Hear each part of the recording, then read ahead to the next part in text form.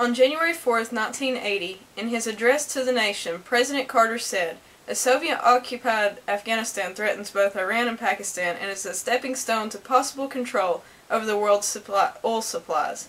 In response to the Soviet invasion, he first proposed a worldwide boycott in the 1980 Moscow Olympiad. We also sought to have the games moved, postponed, or canceled during the spring of 1980 as tensions mounted between the two superpowers. On January 20th of 1980, President Carter set a deadline for the February 20th for the withdrawal of troops from Afghanistan as a condition for the U.S. sending its athletes to the Olympics. 2 days later, the President issued letters to 100 nations asking for their support in a boycott. On January 24th of 1980, the House of Representatives voted to support the President 386 to 12. Then on January 26th, the United States Olympic Committee Executive Board passed unanimously a resolution to support the President's request at the United States Olympic Committee make a presentation to the International Olympic Committee.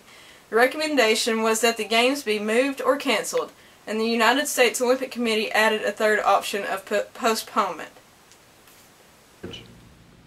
Although the United States would prefer not to withdraw from the Olympic Games scheduled in Moscow this summer, the Soviet Union must realize that its continued aggressive actions will endanger both the participation of athletes and the travel to Moscow by spectators who would normally wish to attend the Olympic Games.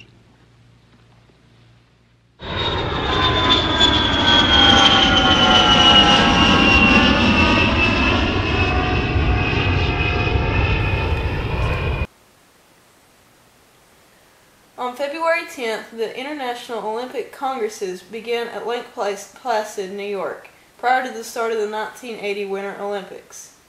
After a flight to Switzerland on February 11th, Executive Director of the United States Olympic Committee, Don Miller, and the United States Olympic Committee President, Robert Kane, addressed the International Olympic Congress General Assembly and presented President Carter's proposal to move or cancel the Games. The International Olympic Congress responded with a unanimous rejection to the proposal and confirmed that the Games would go on as scheduled in Moscow.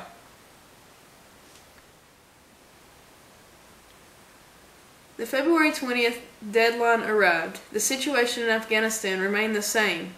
The President's press secretary announced that the boycott was final and irrevocable. However, the President said the government had made its position very clear and that the question then would address itself to the United States Olympic Committee. The United States was ultimately joined in the boycott by some other countries after the announcement was made. Those countries included Japan, West Germany, China, the Philippines, Argentina, and Canada. All in all, 65 countries did not participate in the Olympics, despite being invited. While some may not have participated because of the boycott, some did not participate for economic reasons. Jim, just one of many people who, as we've mentioned a couple of times tonight, very deeply affected by the U.S. boycott of the Moscow Olympics. It's a very tough position these young people are in. They have been training for this all their lives, yet they do indeed have a patriotic duty, and in fact, some of them are a little young for this to come to them. Here's some opinions on the boycott. The fact that we're not going to the Olympics hasn't really deterred my training. I've made sure that I think through this Olympic Games and hope to prepare for another one, so it hasn't affected me too much. But I know for some of the other athletes it's been very difficult to train for this, knowing that we will not be going to the Olympic Games.